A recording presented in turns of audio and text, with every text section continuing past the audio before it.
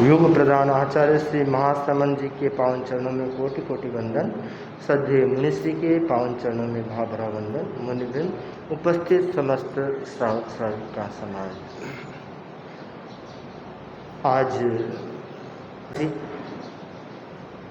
आज का दिन भारतवर्ष में पवित्र दिन माना जाता है। आज के दिन तेरापंथ धर्म संघ के 11वें अधिशास्ता आचार्य श्री महाश्रमण जी पदासीन हुए थे। आचार्य पद अभिषेक का उपक्रम आज के दिन हुआ था। आज के दिन को पट्टोत्सव के रूप में मनाया जाता है। हम सभी सौभाग्यशाली हैं कि ऐसे महान अधिशास्ता पाकर पूरा धर्म संघ गौरवान्वित है और पूरा धर्म संघ उनकी छत्र छाया में, अनुशासना में प्रगति कर रहा है, साधना के क्षेत्र में आगे बढ़ रहा है। तो आज पदाभिषेक के पावन दिवस पर सर्वप्रथम मंगलाचरण से कार्यक्रम की शुरुआत करेंगे।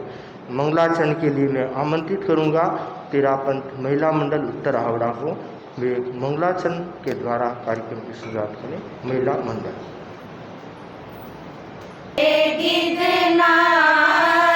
सदगुरु महाश्रमण दिलदार, वैष्णव शासन के गिरनार। सदगुरु महाश्रमण दिलदार, मंगल दीप जलाए जी, श्रद्धा भाव बढ़ाए जी। वैष्णव शासन के गिरनार, सदगुरु महाश्रमण दिलदार, मंगल दीप जलाए जी, श्रद्धा भाव बढ़ाए जी। गरिमामय व्यक्तित्व तुम्हारा, मधुर मधुर है वाणी। शांत प्रशांत सुबोध चेतना, जिसकी नहीं है सानी। विनय समर्पण सेवा भाव, विनय समर्पण सेवा भाव। ऋजुता मृदुता है सद्भाव, मृदुता मृदुता है सद्भाव। मंगल दीप जलाए जी, श्रद्धा भाव बढ़ाए जी। मूरत गढ़ी है गुरुवर तुलसी, दोनों में एक तारी। महाश्रमण में महाप्रज्ञ ने प्रज्ञा सींची सारी। क्रोड़ दिवाली करना राज, क्रोड़ दिवाली करना राज। यह है जन जन की आवाज, यह है जन जन की आवाज। मंगल दीप जलाए जी, श्रद्धा भाव बढ़ाए जी। जीवन दान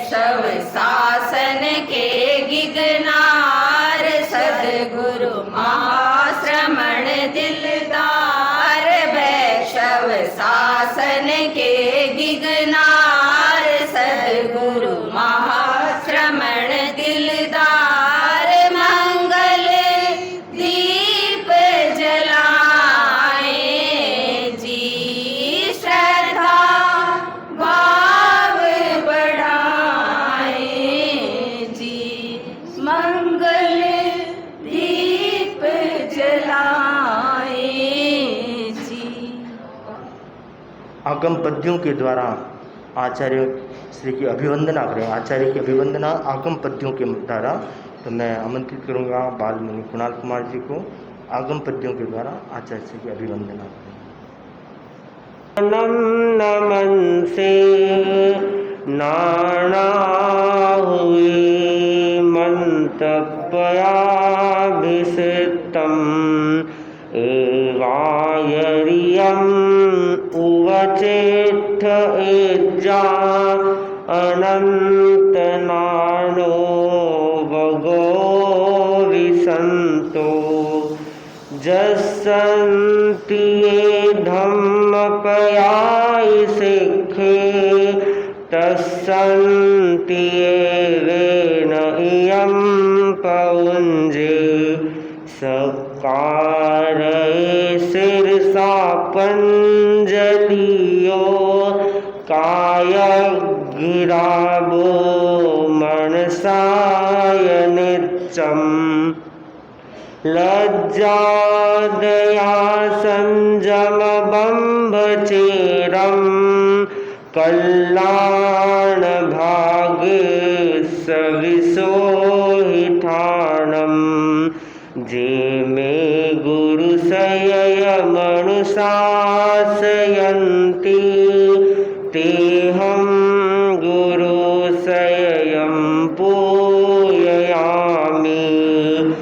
जहाँ निसन्ते तव नच्चिमाली प्रभासये केवल भारहं तो मायरियो सुयशील बुद्धिये विरायै सुरमध्ये व इंदो जहाँ शशि को मोय जोग जुत्तो नक्षत्र तारा गण परिवुडप्पा खीसो हई विमल अब्बमुखे एवं गणी सोहई भेकुमज्जे।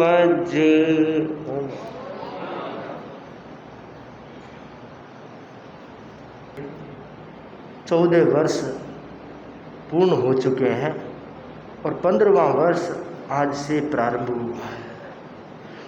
हम नज़र डालते हैं आचार्य पद के 14 वर्षों पर तो लगता है कि कोई एक साधारण व्यक्ति इतने कार्य नहीं कर सकता, कोई महान विभूति ही इतने कार्य कर सकता है, क्योंकि साधारण व्यक्ति के लिए तो सोचना ही मुश्किल है और महान व्यक्तियों के लिए जो ठान लिया है वह कार्य उनका सफल होता है।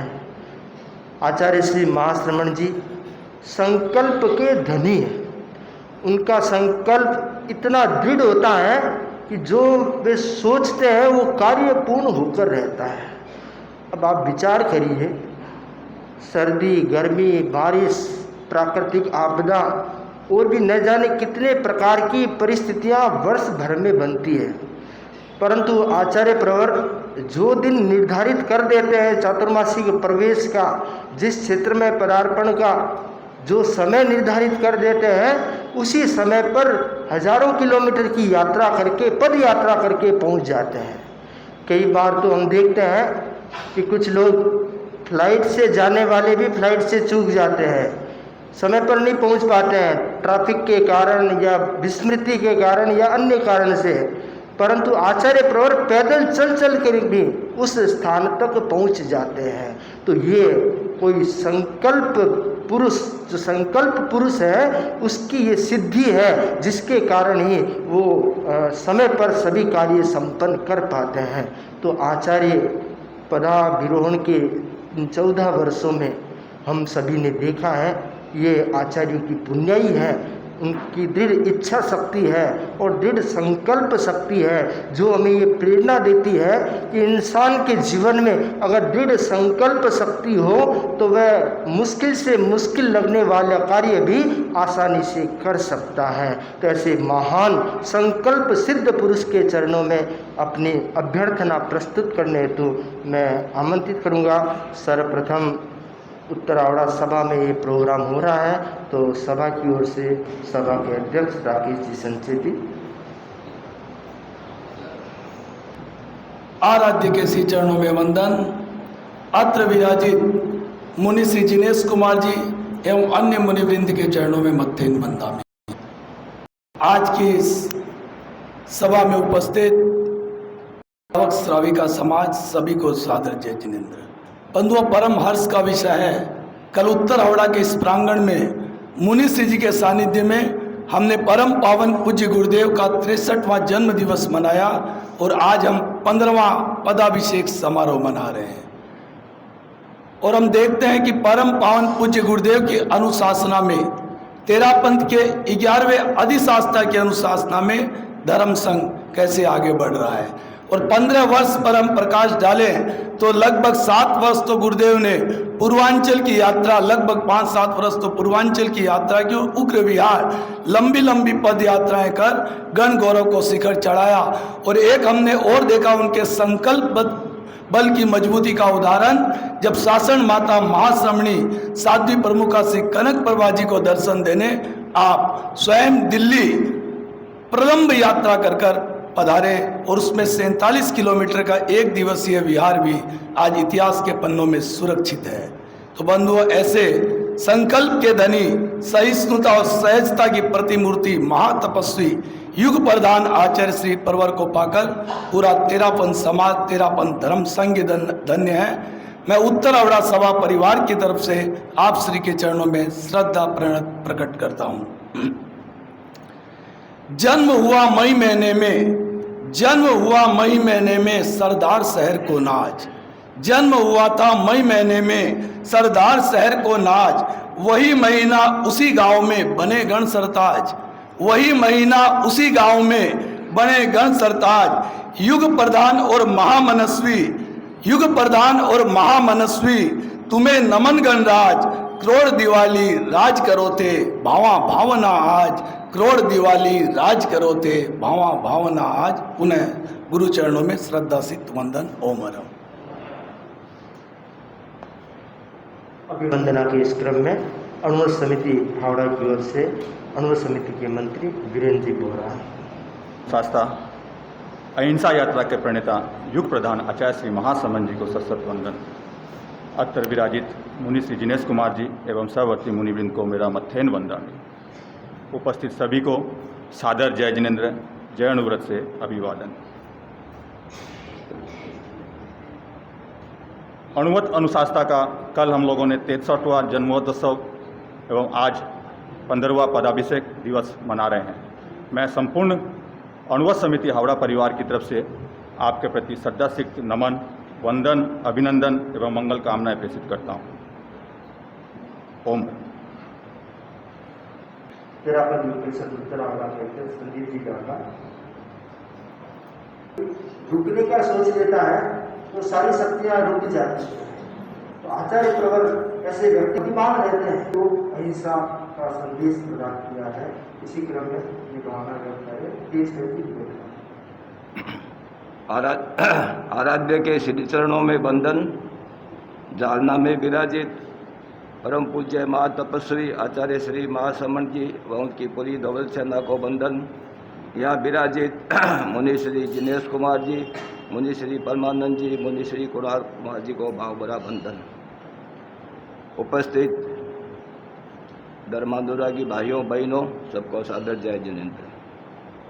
आज आचार्य श्री महासमण जी का 15वां पटोत्सव दिवस हम सब यहाँ मुनि श्री के सानिध्य में मना रहे हैं। आचार्य श्री के बारे में जितना कहें उतना कम है। मैं उनके पटोत्सव में शामिल नहीं हो सका था। 4 दिन पहले आचार्य श्री महाप्रज्ञ जी के देवकुटी उत्सव यात्रा में मैं शामिल हुआ था, तो उस टाइम नहीं रह सका था। और आचार्य श्री महासमण जी की मेरे ऊपर, मेरे परिवार पर अनंत कृपा रही है। जब मैंने दीक्षा लेने के बाद उनके पहली बार लाडनू में दर्शन किए, तो जब चरण स्पर्श किया तो पूछो भाई आप किस गांव का नाम पूछा, मेरा नाम पूछा, आपको काहे नाम। तो मुझे लगा कि इन्होंने मेरे ऊपर कोई मन में भावना आई कि ये मुनि आगे जाके बहुत बड़ा नाम करेगा। जब मैंने उनको देखा, चेहरा देखा, उनके कान की जो छटा है, जैसे आचार्य तुलसी के बारे में बोलते हैं उनके लंबे कान है, देखे ही थे, और इनके कान भी अलग टाइप के हैं, आगे से चौड़े हैं ऊपर से। तो ये मैं देख के मेरे मन में आया कि ये मुनि बहुत ही आगे जाके बहुत कुछ करेंगे।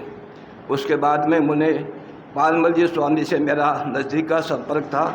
उनके दर्शन कई बार होते, तो मैं बोलिया कि तेजू ध्यान रखिए, बट आचार्य जी से अगर मुदित मुनि है वहाँ का तो हमेशा दर्शन कर बो लीजिए, बाने की बात कर बो लीजिए। तो ये भी मैं अपना सौभाग्य मानता हूँ। और आचार्य श्री की अनंत कृपा रही है मेरे परिवार पे। एक उदाहरण, अनेक कृपा है, अनेक बार मेरा नज़दीक से दर्शन बात करने का सौभाग्य मिला है, कई बातों में चिंतन भी हुआ है। यहाँ कलकत्ता जब आचार्य श्री पधारे थे, उत्तरावड़ा में विराज रहे पधारे थे प्रथम दिन, तो यहाँ इसी भवन में अपने उस रास्ता से आए थे। साध्वी श्री यशोमती जी यहाँ विराज रही थी, वो आचार्य श्री ने नीचे विराज करके हमारे भाग्य बड़े बलवान ये गीत गाया था। दूसरे दिन फिर आप इधर से होते हुए इसी गली से पधारे, तो रस्त में सेवा में था, अनेक भाई बहन हमारे सभी, जतन जी, बुद्धबल जी सभी थे। तो आचार्य श्री रास्ते में पूछा, थारो गेट किस है मकान को? मैं क्यों अगलो गेट है। आचार्य श्री वहीं पूछ लिया था, मोड़ पे पहुँच करके सीधे लोग आगे बढ़ गए थे, आचार्य जी सीधे अंदर आ गए, इसी गेट में आए और 7 सीढ़ी में यहाँ इस खड़े होकर के बोला थे, सुन जी 8 आ जाओ, मंगल पाठ सुन लो। ऊपर से मेरी वाइफ धर्मपत्नी भी आ रही थी और यशोमती जी कुर्सी लेके आए थे, बोला नहीं सत्याध्याय जो आप सब 8 मंगल पाठ सुन लो। ये कृपा कलकत्ता में मेरे ख्याल से कहीं पे 7 सीढ़ियों का स्पर्श उन्होंने नहीं किया, महासभा भवन में भी नहीं किया था, बहुत विनती की थी। पर इस भवन का मेरा कोई भवन नहीं है, मैं तो एक फ्लैट में रहता हूँ। इस भवन की सीढ़ियों में आपका 7 सीढ़ी पर चढ़ना, ये अपने आप को मेरे लिए बहुत सौभाग्य की बात है, उत्तरावाड़ा वासियों के लिए सौभाग्य की बात है। और ऐसे अनेक संस्मरण है जिसका मैं क्या वर्णन करूं। आचार्य श्री दीर्घायु हो, शतायु हो, आगे बढ़े, हम उनकी लंबी आगे युग युग तक सेवा करते रहे, यही कामना करता हूं। और आपका आशीर्वाद हम सबको, मेरे वो परिवार को सबको मिलता रहे। समाज में जो आज जो धर्म संघ आगे बढ़ रहा है, इसको और ऊंचाइयाँ प्रदान करे, इसी आशा के साथ और हमारा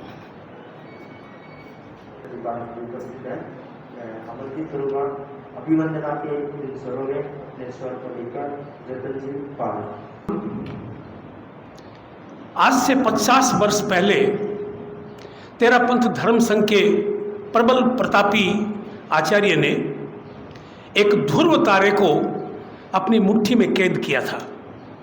उस दिन कोई नहीं जानता था कि जिस तारे को उन्होंने पकड़ा है वो एक ध्रुव तारा है।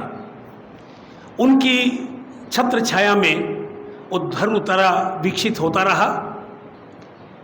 आचार्य महाप्रज्ञ की छत्र छाया में भी उन्होंने बहुत कुछ सीखा, अपने आप को बहुत कुछ तरासा। 2 आचार्यों से तरसे जाने के बाद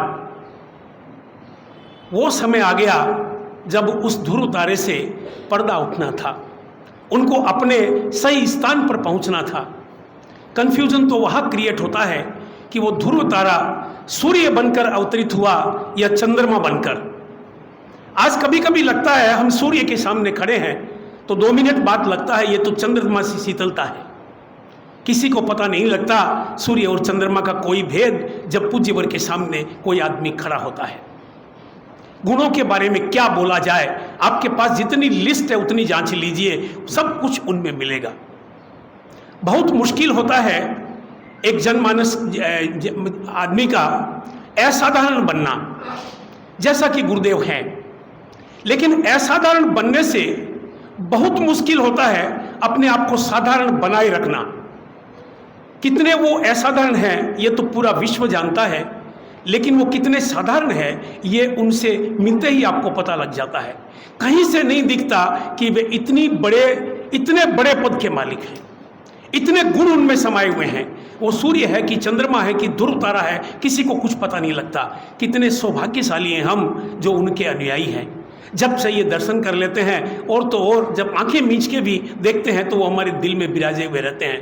मैं अपनी तरफ से, उत्तर हावड़ा सभा की तरफ से, जैन विश्व भारती की तरफ से यही कामना करता हूँ कि ये देदीप्यमान चेहरा इस पट्ट पर सदा विराजता रहे, कोट दिवाली राज करे। ओम अरम।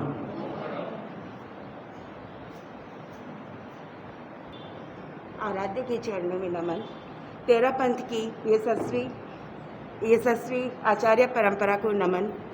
युग प्रधान, युवा मनस्वी, युवा तपस्वी, महातपस्वी, युग प्रधान आचार्य श्री महाश्रमण जी के चरणों में कोटिशर नमन। अत्य विराजित मुनि श्री जिनेश कुमार जी वैसावर्ती संतों के चरणों में मध्यम वंदन। आज हम सभी मना रहे हैं हमारे आराध्य का 15वां पटोत्सव। हालांकि मेरी उनसे 2017 में एकदम पास से सेवा करने का मौका मिला। उससे पहले तक ऐसे जब भी जाते थे दर्शन करते थे और जय गुरुदेव ने बोल दिया, बस इतने में लगा कि नहीं, बस गुरुदेव ने जय बोल दिया, हम तो कृतार्थ हो गए।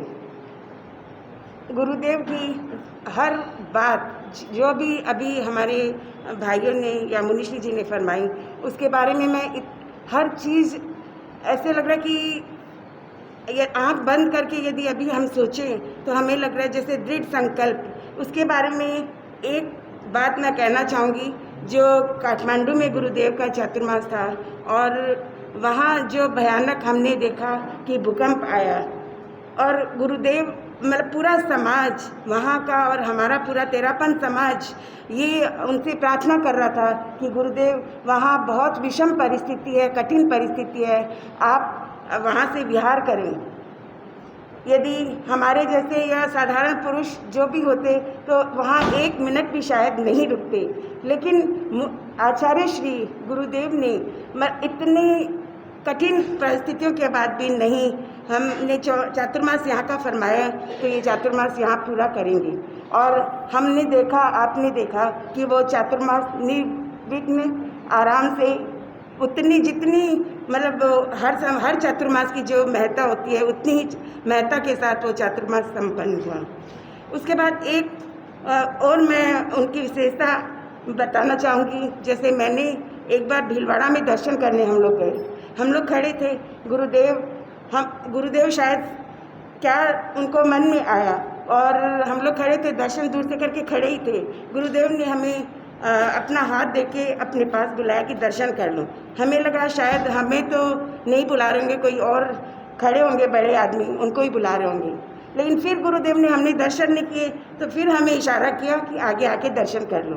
तब हमें समझ में आया कि गुरुदेव तो हमें ही बुला रहे हैं। तब हमने जाके उनसे दर्शन किया और गुरुदेव ने हमसे अपना परिचय पूछा और हमने फिर बताया कि हम तो आकाश मुनि का दर्शन करने जो हमारे भांजे महाराज है उसके लिए उनका इंतज़ार कर रहे थे। तो फिर गुरुदेव ने हमें अपनी कृपा बरसाई उसमें। तो बहुत सारे पॉइंट्स हैं जो हम बोल सकते हैं, लेकिन समय की अपनी सीमा है और मुनिश्री जी से हम यदि सुनेंगे तो वो हमें और उनके बारे में अच्छे से अच्छा और बहुत से वृत्तांत है जो हमें सुनाएंगे और उनके ऊपर चर्चा हम सुनेंगे। ओम अरहम। कुमार जी थाना 3 के प्रति सेवती वंदना। गुरुदेव के प्रति क्या बोले, मेरे को ही कुछ शब्द नहीं है। एक घटना जरूर है मेरे साथ में। हम और रवि जी एक बार दर्शन करने गए हुए थे वहाँ पर, तो सुबह सुबह का दर्शन कर रहे थे, सुबह 6 बजे का समय है। तो रवि जी और हमको कुछ बात करना था गुरुदेव से, लेकिन बहुत भीड़ थी तो बात नहीं हो पाई। हम लोग गुरुदेव से निवेदन किए लेकिन निकल गए। फिर दूसरे दिन सुबह वापस आए, तब वापस दर्शन करे तो रवि जी और हमको हाथ दे के बोले एक बार रुक जाओ तुम, बाद में दर्शन करना। यानी एक दिन बाद भी वापस उनको याददाश्त कि यानी एक कुछ बंदा बोल रहा था, कुछ बात करना है। हम लोग ऐसे बात किए, गुरुदेव ऐसे ऐसी बात हुई। बोले आप कल क्या बोले थे वो बताइए पहले हमको। यानी ऐसे गुरु को मैं प्रणाम करता हूँ को, यानी इतनी भीड़ के अंदर में वापस हम लोगों को बुला के वापस दर्शन दिए और कुछ बात पूछे, उनके प्रति बहुत बहुत मंगल कामना करता हूँ। और युवा शक्ति की तरफ से उनको भाविक वंदना करता हूँ कि हमारी युवा शक्ति को ऐसे ही प्रेरणा देते हैं और युवा संघ को आगे ऐसे बढ़ाते रहिए। ओम अरहम। चरणों में सत सत वंदन। अत्र विराजित मुनि श्री जिनेश कुमार जी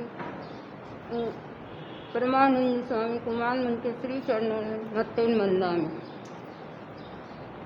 मुनि श्री जी आपके चरणों में बहुत बहुत कृतज्ञ है जो आज गुरुदेव के पट्टोत्सव के समारोह के हमको मौका मिला।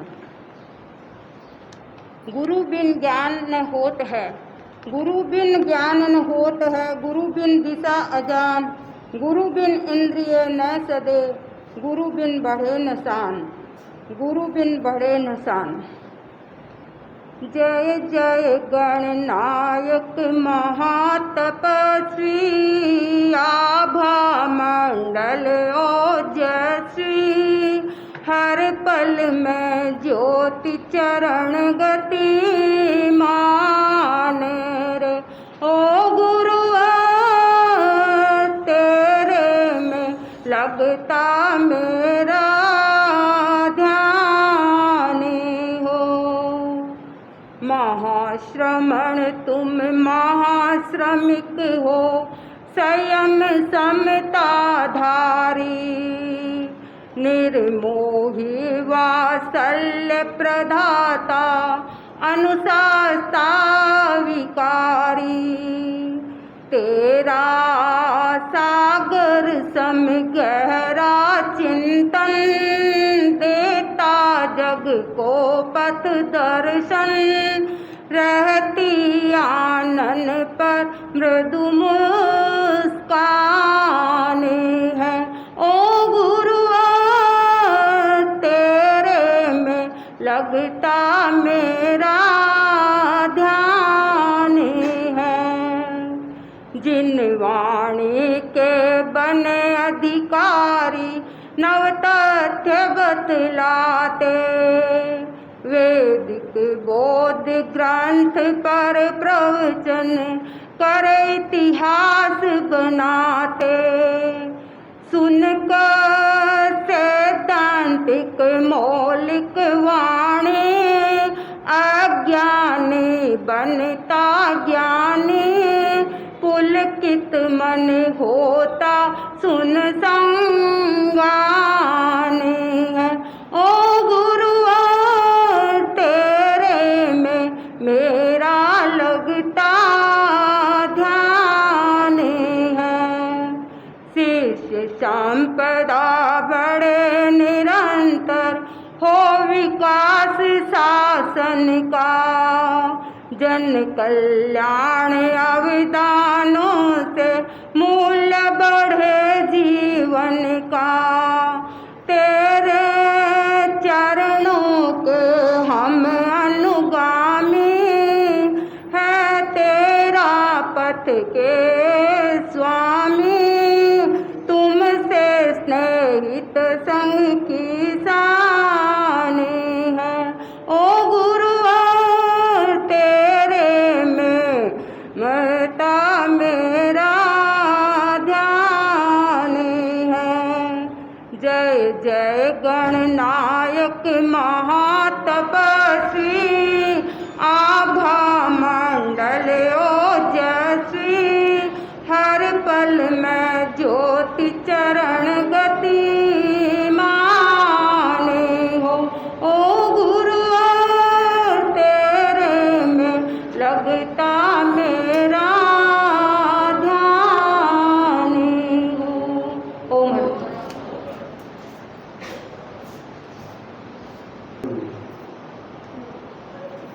युग चिंतक के गुण गाए, युग चिंतक के गुण गाए, महाश्रमण में महाप्रज्ञ प्रज्ञ और तुलसी को पाए, युग चिंतक के गुण गाए, युग चिंतक के गुण गाए। माने माँ के लाल दुलार, झूमर नंदन प्यारे, मोहन गारे मुद्रा प्रभु के, दुगड़ कुल उजियारे। जन्म दीक्षा आचार्य पद सरदार शहर पाए, युग चिंतक के गुण गाए, युग चिंतक के गुण गाए। मोहन से मुनि मुदित बने तुम, महाश्रमण युग राजा। भिक्षव गण का भाग्य खिला है, पा तुम सा महाराजा। चौदिश में यश कीर्ति फैली, जन जन मन विकसाए, युग चिंतक के गुण गाए, युग चिंतक के गुण गाए। तेजस्वी आभा मंडल है, रवि सम भाल दमकता। माँ तपस्वी महामनस्वी, चंदासी शीतलता। श्रमनिष्ठा की अमित निशानी, गणवन महकाए, युग चिंतक के गुण गाए, युग चिंतक के गुण गाए। क्रोड़ दिवाली राज करो तुम, यही भावना भाते। कोटि कोटि कंठों से हम सब गीत खुशी के गाते। वर्धापन का देख नजारा, सुर नर हर साए, युग चिंतक के गुण गाए, युग चिंतक के गुण गाए। युग युग जियो शासन नायक, युग की है यह भाषा। पावन पवित्र रहे संग ये, हर मन की अभिलाषा। शंखनाद हो अवदानों का, नव जागृति लाए, युग चिंतक के गुण गाए, युग चिंतक के गुण गाए। महाश्रमण में महाप्रज्ञ और तुलसी को पाए, युग चिंतक के गुण गाए, युग चिंतक के गुण गाए। ओम। आचार और श्रुत के संगम होते हैं। वे आचार के जानकार होते हैं और आचार में कुशल होते हैं। हम देखते हैं आचार्य श्री महाश्रमण जी की आचार प्रियता, वो चलते हैं तो उनकी क्रिया समिति इतनी सदी हुई है कि स्वयं तो जागरूक है ही और दूसरे लोगों को भी जागरूक करते हैं कि आगे जीव है, आगे हरियाली है, काई है और किस प्रकार क्रिया समिति का पालन करना चाहिए। तो आचार प्रियता जहाँ आचार्य के भीतर स्थापित होती है, वे आचार्य अपने धर्म संघ को बहुत ऊंचाई पर ले जा सकते हैं। और ज्ञान प्रियता, श्रुतशीलता, आचार्य श्री महाश्रमण जी की श्रुतशीलता हम देखते हैं, कई बार एक शब्द के कई अर्थ बता देते हैं और ज्ञान की गहराइयों में ले जाते हैं और ऐसे ऐसे अर्थ बता रहे हैं जिनका साधारणतया बहुत सारे लोगों को जानकारी नहीं होती है। तो ये ज्ञान का निर्झर जिनके भीतर में बहता है, वे व्यक्ति धर्म संघ को नई नई ऊंचाइयां प्रदान करते हैं। तो आचार्य श्री महाश्रमण जी के भीतर आचार और श्रुत का झरना बहता है। तो ऐसे महान आचार्य की अभिवंदना में कुछ शब्दों के माध्यम से अभ्यर्थना करूंगा, उसके बाद हम मुनिषी का उद्बोधन सुनेंगे। भावना की भेंट हम तुमको चढ़ाएं देवता, भावना की भेंट हम तुमको चढ़ाएं देवता, दिव्यता के द्वार हम तुमको बधाएं देवता। चांदनी तुमने बिखेरी चेतना के लोक में, चांदनी तुमने बिखेरी चेतना के लोक में, हृदय सिंहासन सदा तुमको बिठाए देवता, हृदय सिंहासन सदा तुमको बिठाए देवता। हर उगते रवि देव दिव्यता बढ़े तुम्हारी, हर उगते रवि देव दिव्यता बढ़े तुम्हारी, हर मन श्रद्धा सिक्त सीढ़ियां चढ़े तुम्हारी। जियो सितारों की वय महाप्रज्ञ के पटधर, जियो सितारों की वय महाप्रज्ञ के पटधर, भैक्षव गण का हर कंठ ऋचाएं पढ़े तुम्हारी, भैक्षव गण का हर कंठ ऋचाएं पढ़े तुम्हारी। आँखों के दर्पण में तुम्हारा रूप जैसे कोई इतराता है, आँखों के दर्पण में तुम्हारा रूप जैसे कोई इतराता है, तुम्हारे पुण्यों से बेचारा पाप भी घबराता है। पदाभिषेक के पावन प्रसंग पर श्रद्धा फूल अर्पित करता हूँ, पदाभिषेक के पावन प्रसंग पर श्रद्धा फूल अर्पित करता हूँ। अबोलों के बोल बनो यही मैं विश्वास चाहता हूँ, यही मैं विश्वास चाहता हूँ। तुम्हारी ये वाणी नया उल्लास देती है, तुम्हारी ये वाणी नया उल्लास देती है, तुम्हारी ये कहानी नया प्रकाश देती है। अनंत श्रद्धा के पुंज है महाश्रमण, अनंत श्रद्धा के पुंज है महाश्रमण, तुम्हारी ये कुर्बानी संघ को विश्वास देती है, तुम्हारी ये कुर्बानी संघ को विश्वास देती है। ओम आराम। अब मैं निवेदन करूंगा श्रद्धेय मुनिषी से आज के पदाभिषेक के पावन प्रसंग पर आचार्य श्री की अभिवंदना में अपने विचारों को अभिव्यक्त करने के लिए निवेदन श्रद्धेय मुनिषी। अवतार भगवान महावीर स्वामी के श्री चरणों में कोटि से वंदन।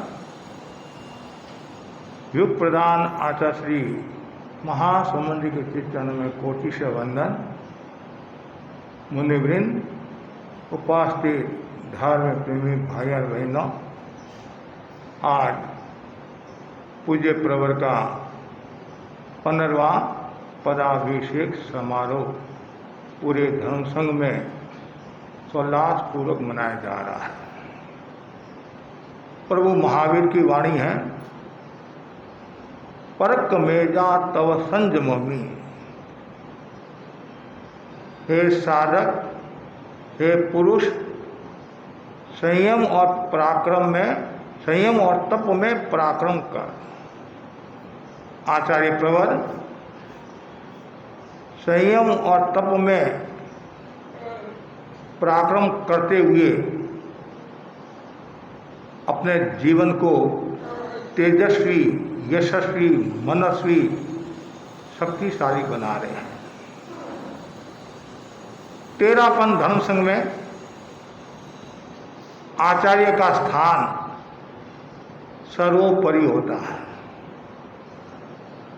आचार्य से बढ़कर तेरापन धर्म संघ में दूसरा कोई भी व्यक्ति नहीं होता है। आचार्य की आराधना करना, आराध्य की आराधना करना, गुरु की स्तुति करना एक निर्जरा का अमोघ साधन है। गुरु के जितने गुणगान करे उतने थोड़े हैं। गुरु के गुणगान करने से व्यक्ति सद्गति को प्राप्त होता है और आत्मा को आलोकित करता है। तेरापन धर्म संघ में 4 महोत्सव मनाए जाते हैं। मुख्य रूप से मर्यादा महोत्सव, चरमोत्सव, पट्टोत्सव, विकास महोत्सव। 3 महोत्सव जयाचार्य के द्वारा प्रारंभ किए गए हैं और एक महोत्सव विकास महोत्सव आचार्य महाप्रज्ञ जी के द्वारा प्रारंभ किया गया है। आचार्य भिक्षु भारमल स्वामी ऋषि राय तक पट्टोत्सव मनाने की परंपरा नहीं थी या मनाया नहीं जाता था। जयाचार्य सूझबूझ के धनी थे, दूरदर्शी थे और साधु साधवियाँ चातुर्मास के बाद गुरु दर्शन करने के लिए आते थे, गुणोत्कीर्तन करते थे। ऐसा कोई प्रसंग चला होगा और जयाचार्य ने निर्णय किया कि आचार्यों का पट्टोत्सव मनाना चाहिए, गुणगान होना चाहिए। तो सर्वप्रथम आचार्य जीतमली स्वामी ने, जयाचार्य ने विक्रम संवत 1910 इंदौर में पट्टोत्सव मनाना प्रारंभ किया।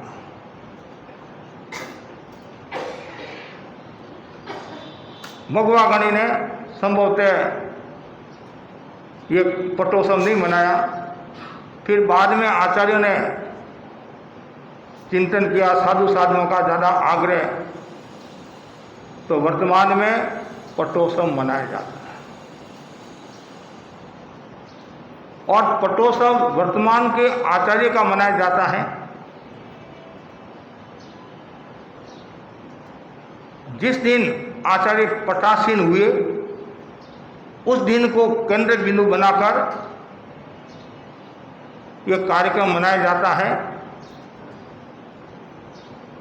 आज के दिन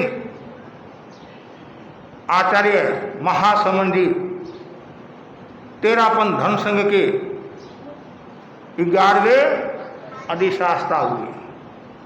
ऐसे तो वर्तमान जो आचार्य होते हैं और उनका स्वर्गवास हो गया, महाप्रयाण हो गया, उनके जो युवाचार्य है वो स्वतः ही आचार्य हो जाते हैं, लेकिन फिर भी विधिवत आचार्य पद पर पटासीन हुए। यदि योग की बात है, पहले दिन तो जन्म और दूसरे दिन आचार्य। पहले दिन जन्म दिवस मनाया जाता है, दूसरे दिन पदाभिषेक समारोह मनाया जाता है। और तेरापन धर्म संघ में आचार्य भिक्षु से लेकर आचार्य महाप्रज्ञ जी तक जितने भी आचार्य हुए हैं उनमें सबसे सर्वाधिक आचार्यकार आचार्य श्री तुलसीकारा। भिक्षु स्वामी का 43 वर्ष 2 महीना, भारमल स्वामी का 18 वर्ष, ऋषि राय और जयाचार्य का 30 वर्ष, मोगवा गणी का 12 वर्ष में थोड़ा वर्ष कम, 11.5 वर्ष करीबन, मानव गणी का 4.5 वर्ष का, डाल गणी का भी 12 वर्ष में थोड़ा सा कम, और कालगुणी का 27 वर्ष, और आचार्य श्री तुलसी का 58 + 3 करीबन 61 वर्ष। आचार्य पद पर करीबन 58 वर्ष रहे और 3 वर्ष गणाधिपति के रूप में रहे। और वर्तमान आचार्य महासमन जी के पहले आचार्य महाप्रज्ञ जी का कितना शासनकाल रहा? 13 वर्ष करीबन है, 13 वर्ष। आचार्य महासमन जी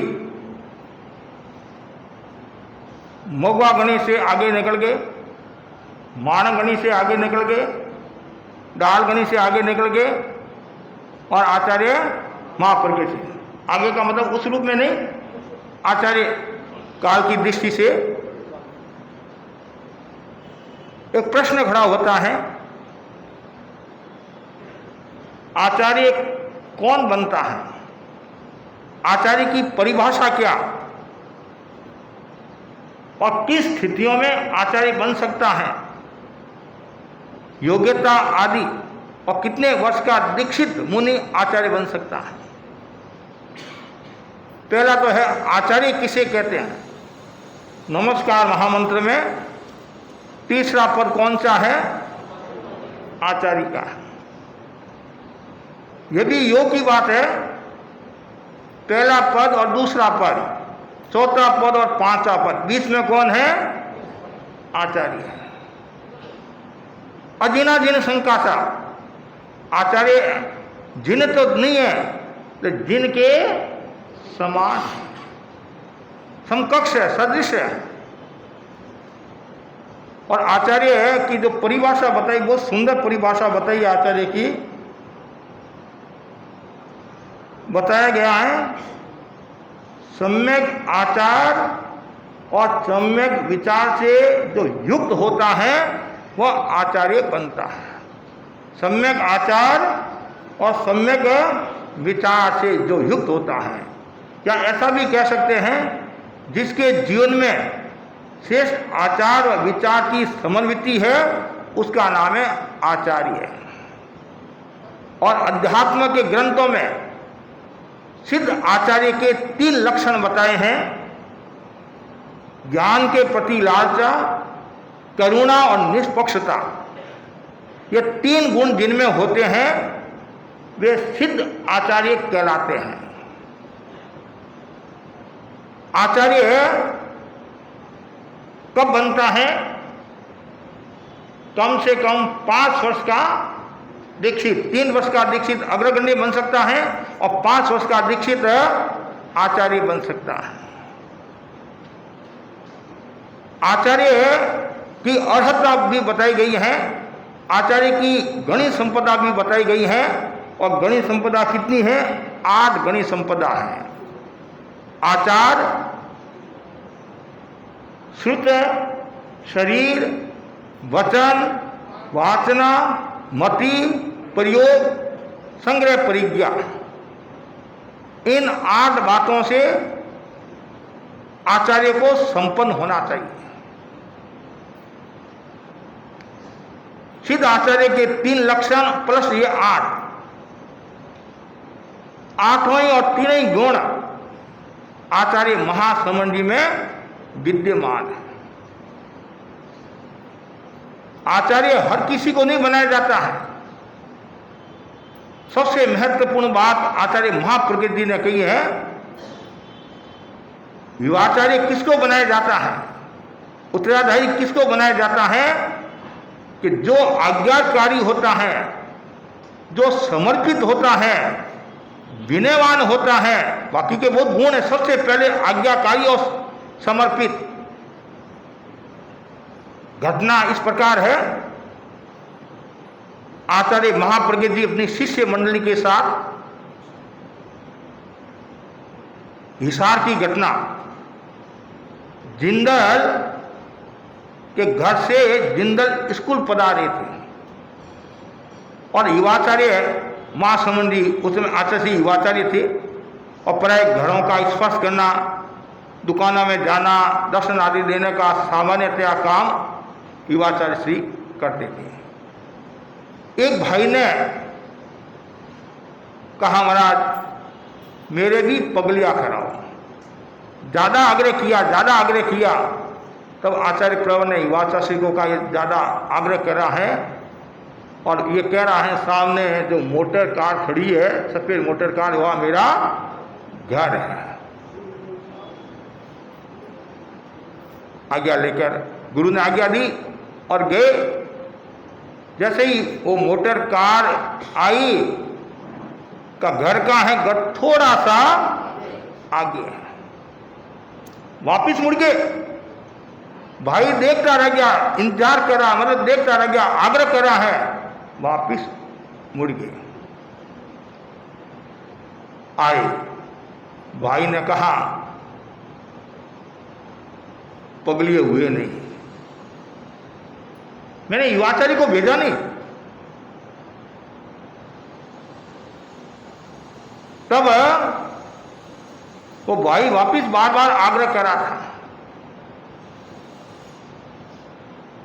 तो मैंने कहा था नहीं, वो सामने मोटर कार खड़ी है, मोटर खड़ी है, वहां दर्शन। गुरु ने कोई प्रतिक्रिया नहीं की, आचार्य ने कोई प्रतिक्रिया नहीं की। क्या कहा, आपकी आज्ञा हो तो वापिस मैं जाकर आ जाऊं, वापिस मैं जाकर आ जाऊं। तो गुरु ने कहा ठीक है तुम जाओ, ये बहुत ज्यादा आग्रह करा है, हम तुम्हारा इंतजार करेंगे, यहीं खड़े रहेंगे, इंतजार करेंगे और तुम जाकर आओ। गए और पगला करके वापिस पधारे। उस समय कोई विशेष प्रतिक्रिया नहीं। आचार्य प्रभु हासी पधारे, हाजिरी का वाचन, प्रश्न खड़ा हुआ या आचार्य ने खुद ने प्रश्न किया होगा कि सबसे बड़ा आज्ञाकारी कौन होता है, सबसे बड़ा आज्ञाकारी कौन।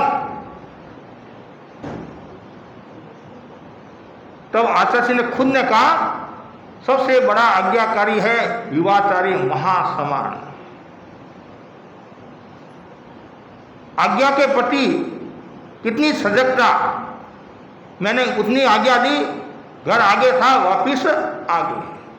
कितना समर्पण, कितना विनय, इन सब गुणों को देखकर ही युवाचार्य बनाया। जो आचार्य इन सब गुणों के से संपन्न होता है वही धर्म संघ को तेजस्वी, यशस्वी, मनस्वी बना सकता है। आचार्य श्री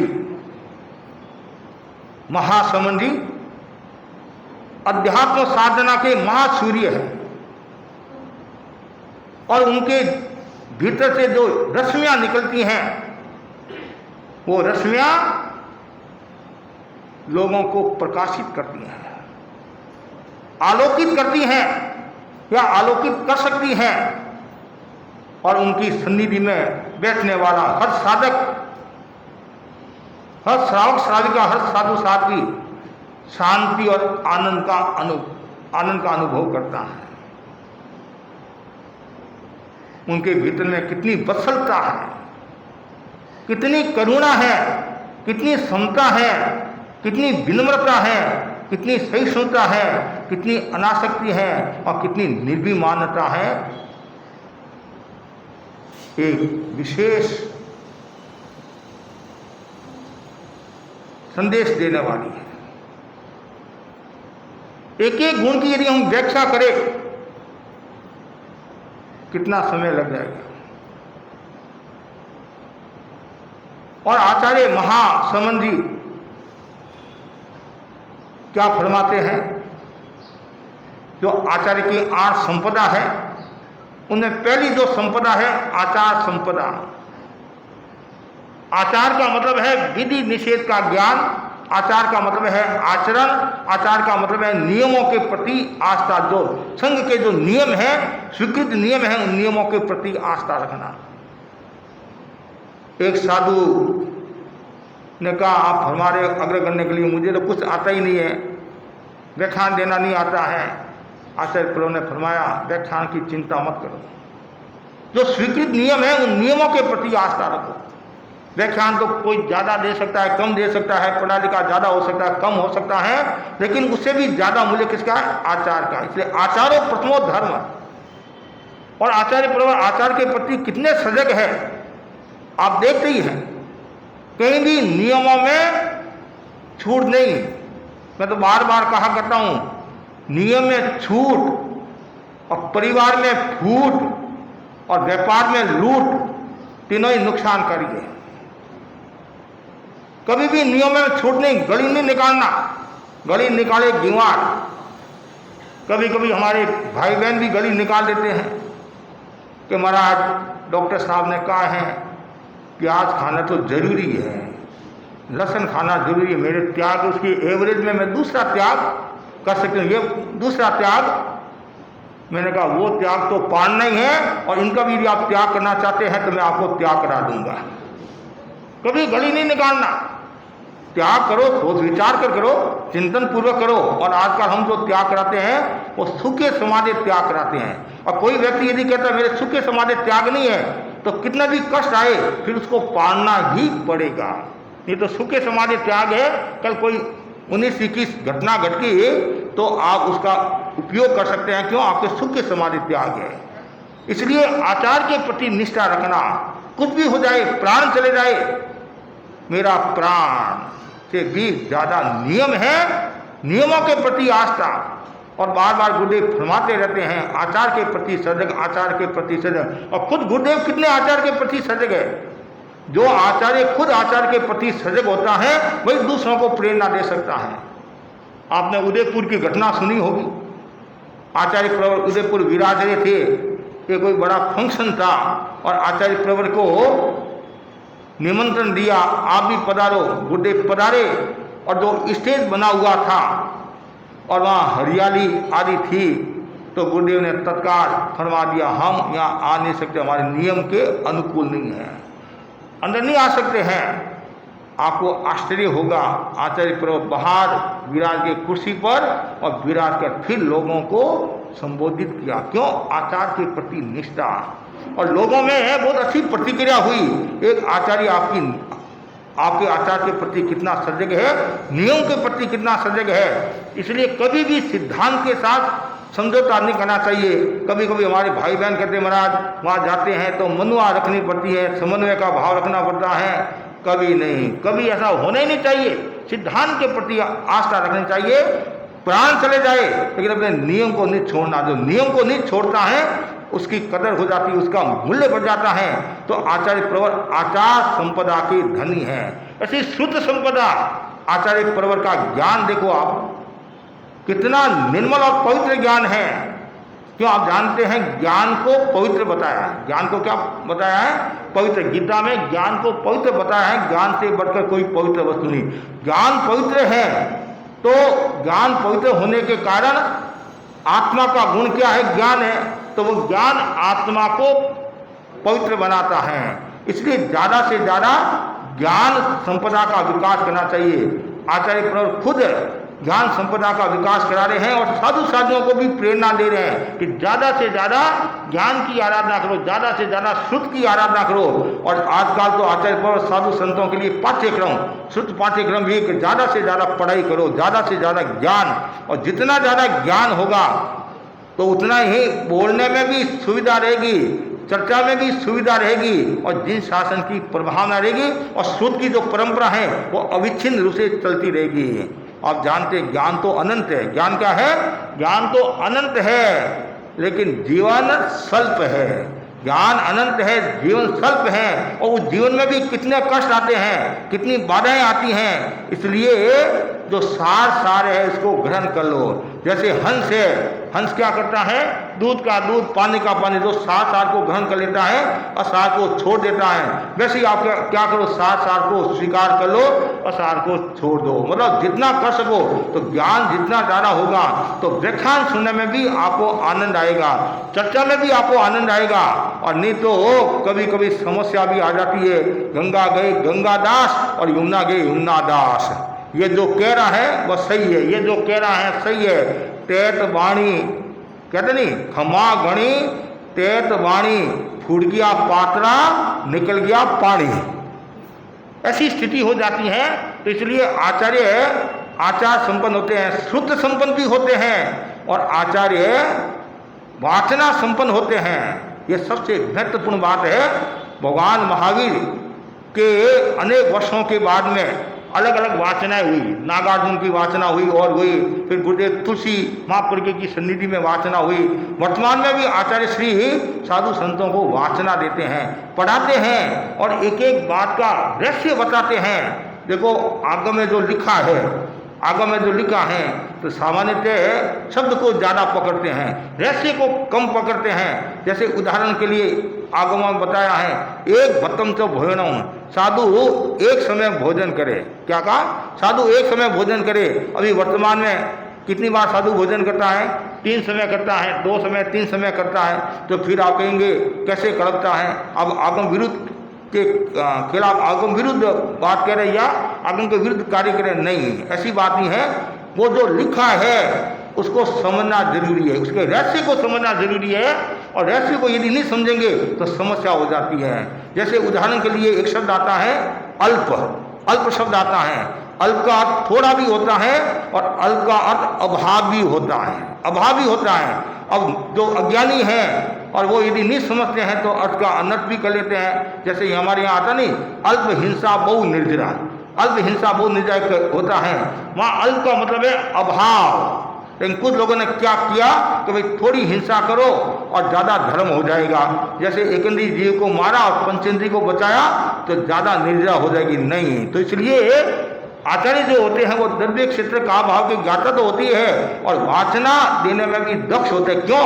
आज वर्तमान के हमारे साधु साध्वी है, इतने प्रतिभा संपन्न हैं और तर्कशील है। आज का युग तर्कशील है, न जाने कितने कितने प्रश्न पूछते हैं। जब हम गुरुदेव की सन्निधि में हैदराबाद में थे, गुरुदेव ने एक नया प्रयोग कराया था। 13 बंद जनसंघ में पहली बार वो प्रयोग हुआ कि जो 25 बोल है, 25 बोल पर जितने साधु साथ में थे उनको 25 बोल पर बोलना, प्राय सभी ने बोला।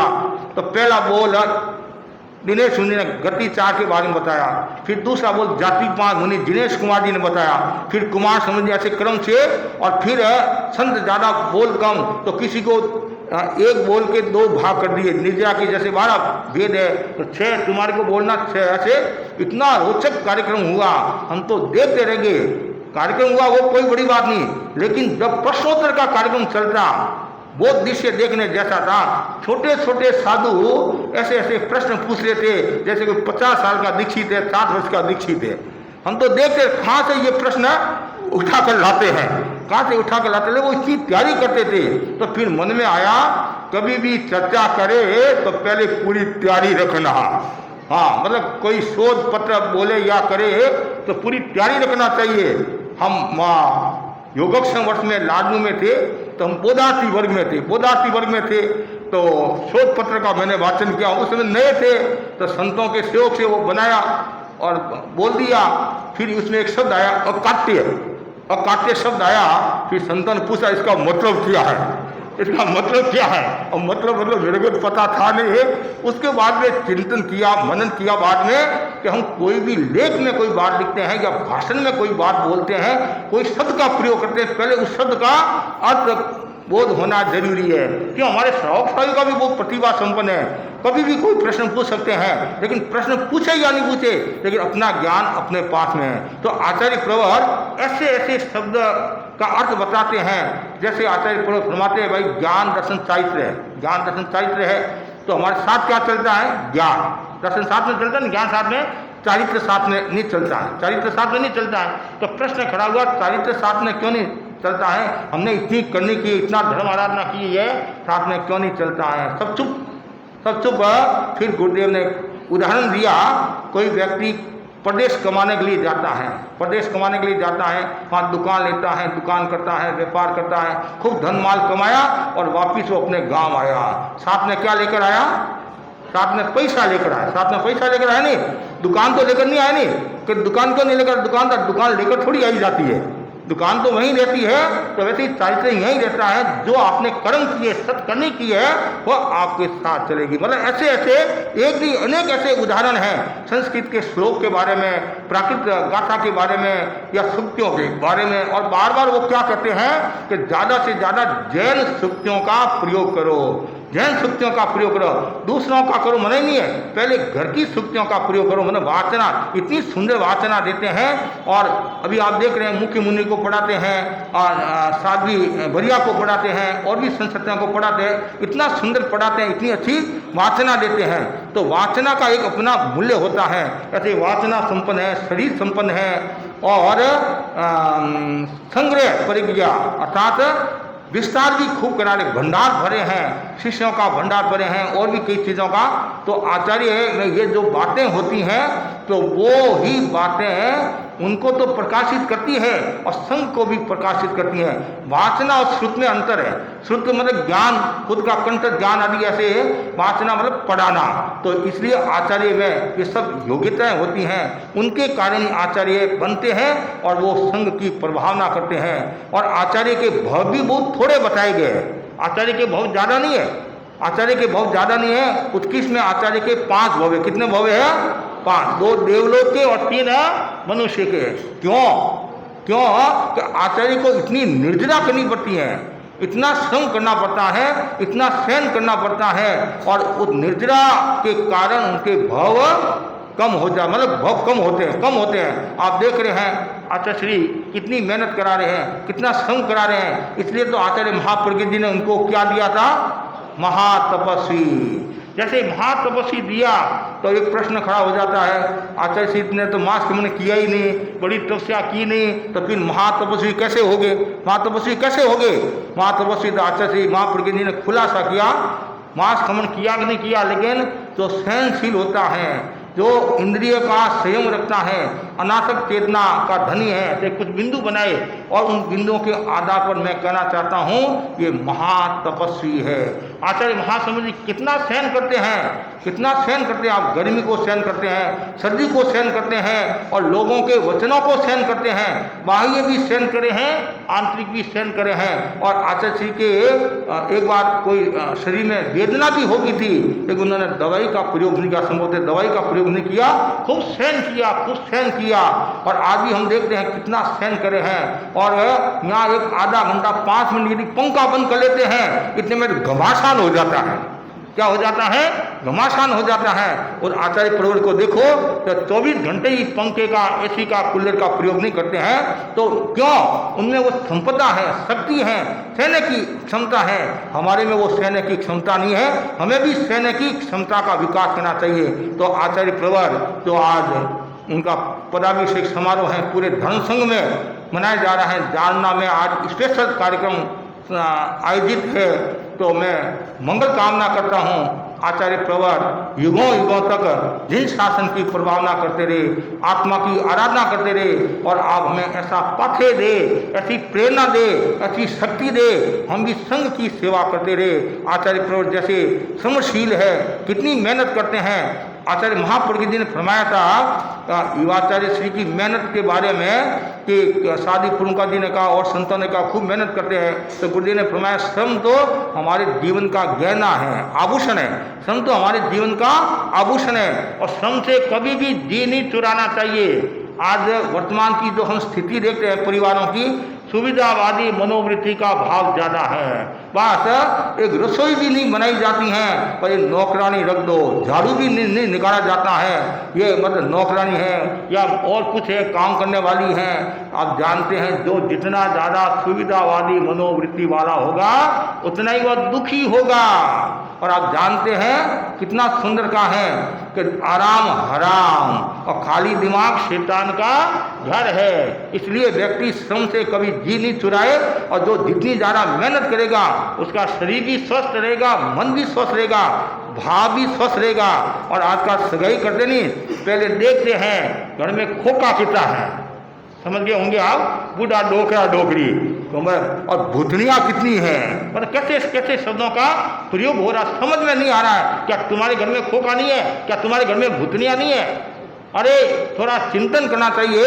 हम बाप दादों के बारे में ऐसा बोलते हैं और हमें बहन बेटियों के बारे में ऐसा बोलते हैं। अरे घर में यदि 5-10 सदस्य है तो आपकी सुरक्षा है, आपकी सुरक्षा है, आपको आराम है, आपको कहीं जाना है आराम से जा सकते हैं। और यदि घर में कोई नहीं है तो कहीं जाना है तो सोचना पड़ता है जाऊँ कि नहीं जाऊँ, पीछे कुछ घटना तो नहीं घट जाए। इसलिए कभी भी मन में ऐसा भाव नहीं आना चाहिए, हमेशा श्रम का जीवन जीना चाहिए। तो गुरुदेव कितना श्रम का जीवन जीते हैं। और आचार्य महाप्रज्ञ जी ने फरमाया कि युवाचार्य महासमुद्र जैसे 5-7 साधु ऐसे यदि हो जाए संघ में तो कोई समस्या नहीं आएगी। कहने का मतलब कितना श्रम करा रहे। आज भी देखो छोटे छोटे गांव में पधारे हैं। कच्छ की यात्रा गुरुदेव ने कराई, एक दर्जी समोते दर्जी है और उसके खातिर समोते काफ़ी लंबा विहार करके जब पधारे तब तक गांधीधाम पधार शायद 1 बज गए। उस दिन 22 या 23 किलोमीटर का विहार होगा, एक केवल भाई को तारने के लिए, भाई को तारने के लिए। और आचार्य श्री इतनी मेहनत करा तो सारी प्रमुखा जी को भी कहना पड़ा कि शरीर का भी थोड़ा ध्यान दो, शरीर का भी ध्यान दो। और फिर ज़्यादा करते तो फिर गुरुदेव महाप्रज्ञ जी ने भी कुछ कि भाई रात आती सो जाना है, रात आती सो जाना है। कोई श्रम ज़्यादा श्रम करेगा तो शरीर पर भी असर आएगा, क्यों संघ का ये शरीर है, मतलब संघ की संपदा है। आचार्य जितने स्वस्थ रहेंगे उतने धर्म संघ स्वस्थ रहेगा। फिर भी आचार्य प्रवर्त कितना श्रम करा। आज भी देखो आप छोटे छोटे गांव में तब 10 किलोमीटर का चक्कर है, 15 किलोमीटर का चक्कर है, तो भी उसको तारने के लिए पड़ा रहे। क्यों? उनकी अवधारणा क्या है कि वो आस्था लेकर बैठा है, आस्था लेकर बैठा है तो मेरा एक नैतिक कर्तव्य है। आपने आसाम बंगाल में देखा होगा मतलब एक एक गांव के खातिर कहाँ कहाँ पधारे। और तो इससे संघ भी मजबूत होता है, आस्था भी मजबूत होती है। और सबसे महत्वपूर्ण बात यदि हम कहे तो आचार्य की पुण्य ही है और बड़ी अदब गजब की है। पुण्य का कोई छोर नहीं है। अब छोटे से गांव में देखो, परसों आचार्य का जालना में प्रवेश हुआ ना, परसों हुआ था जालना में। और हमारे समाज के कोई ज़्यादा कर नहीं, कोई 500 1000 ज़्यादा से ज़्यादा 100 के अंदर अंदर गए होंगे। हम 2-3 बार जाकर आए, लेकिन जो प्रवेश हुआ लोग देखते रह गए। ये संघ की पुनाई, आचार्य की पुनाई। और कभी कभी तो मन में आता है ऊपर बैठे 10 आचार्य है पूरा सहयोग करे होंगे कि मुदित महासमर हम तुम्हारे साथ हैं और तुम काम करते जाओ, काम। और जो आचार्य तुलसी ने लिखा नहीं ये 13 प्रबोध में 8 आचार्य की संपदा है, तो आचार्य महासमिति को 10 आचार्य की संपदा इनमें प्राप्त है।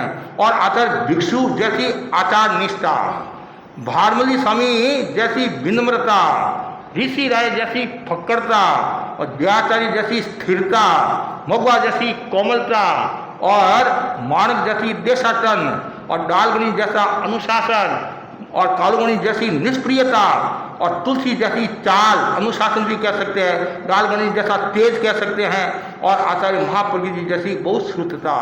मतलब सब संप्रदाय इनके भीतर समाहित है और आसंग की सेवा करे हैं। और 13पन के प्रति भी वो कितनी आस्था रखने वाले हैं, अपने आचार्य के प्रति कितनी आस्था रखने वाले। मैंने गुरुदेव को निवेदन किया कि सामने ये 10 लक्षण आ रहे हैं, 10 लक्षण आ रहे हैं। इन 10 लक्षणों पर यदि आचार्य पुरवर का या मुख्य मुनि का प्रवचन हो जाए तो एक शासन की प्रभावना होगी। तो गुरुदेव ने फरमाया तुम कह रहे हो, लेकिन बीच में डालगने का दिन भी आता है, आचार्य भिक्षु का भी दिन आता है, सब आते दिन आते हैं, उनको मैं छोड़ नहीं सकता हूँ। कितनी गहरी बात है कि वो मेरे आराध्य हैं, वो मेरे प्राण हैं, और गुरु के गुणगान तो मुझे करना ही है।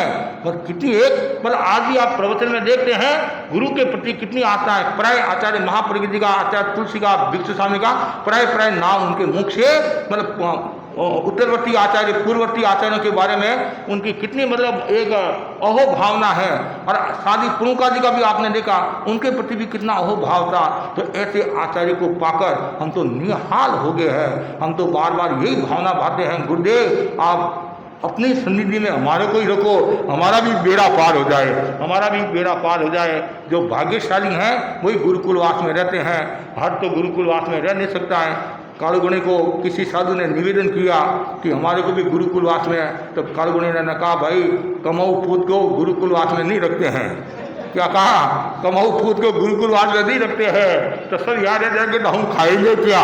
तो कितनी गहरी बात, आप तो उसका दूसरा समझ सकते हैं, लेकिन आप बाहर जाओगे शासन की प्रभावना होगी, बैरागी तैयार होंगे, दीक्षार्थी तैयार होंगे। आज कितने हमारे साधु साधी दीक्षार्थी मतलब कितने दीक्षा के लिए तैयार करते हैं। तो कमाऊ पोत घर में भी देखो, कमाने वाला बेटा है उसको बाहर भेजते हैं, भेजते नहीं भेजते, पहले तुम बेटा बाहर जा कमा, फिर दूसरे हम आएंगे। तो नहीं कमाने वाला वो भी उसमें समाहित हो जाए। तो कहने का मतलब गुरु कितने दूरदर्शी होते हैं। तो ऐसे गुरु का गुणगान करने से आनंद की अनुभूति होती है। तो मैं तो यही मंगल कामना करता हूँ गुरुदेव हमें भी ऐसी शक्ति दे और हम भी संघ की सेवा करते रहे और आत्मा की आराधना करते रहे। ऐसे महान आचार्य को पाकर धर्म संघ निहाल हो गया।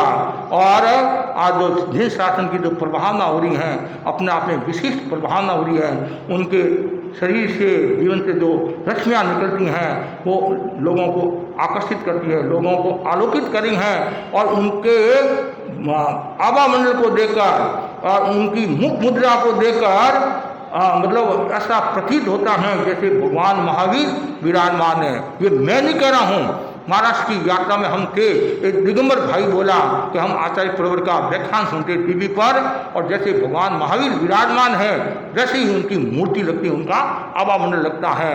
तो उनका आप देखते कितने शांत हैं, बहुत थोड़े बोलते हैं, बहुत थोड़े बोलते हैं और वो शांत प्रशांत सुशांत चेतना के धनी हैं, प्रसन्नता के धनी हैं। तो अब बार बार हम ये मंगल भावना भाते हैं कि आप खूब शासन की सेवा कराओ और आपका शरीर निरामय रहे और हमारा जीवन भी, हमारा शरीर भी निरामय रहे। आप ऐसी हमें शक्ति देते रहे, इसी आशा के साथ ओम आनंद। वंदे गुरुवरम वंदे मुनिवरम। आज परम पूज्य गुरुदेव का 15वां पदाभिषेक दिवस, और इस पदाभिषेक दिवस में सभी ने पूरे मनोयोग से आज के इस कार्यक्रम को सुना, अपनी सहभागिता दर्ज कराई। मैं मुनिश्री जी के प्रति अनंत अनंत आभार कृतज्ञता ज्ञापित करता हूं कि मुनिश्री ने हमें पाथेय भी दिया, हमारी श्रद्धा को मजबूत भी किया। गुरुदेव के प्रति हमारी श्रद्धा प्रतिदिन बढ़ती जाए, निस्दिन बढ़ती जाए, और हम अपने हृदय में अपने गुरु के वचनों को आचार के रूप में अपनाते जाए। इसी भावना के साथ सभी का आज के इस कार्यक्रम में सहभागिता हेतु आभार आभार आभार।